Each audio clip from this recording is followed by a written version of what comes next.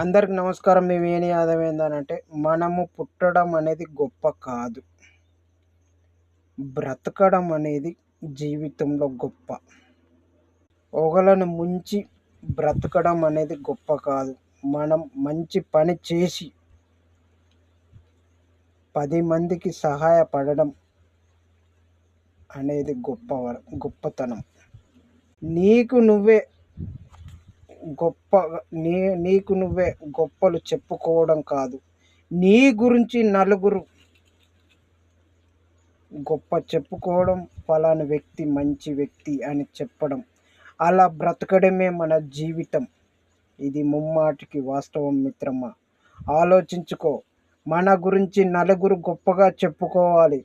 మన గొప్పతనం మనం గొప్పలు చెప్పుకోవడం, మనమే గొప్ప అని ఎప్పుడు కూడా జీవితంలో అనుకోవద్దు. నీ గురించి నలుగురు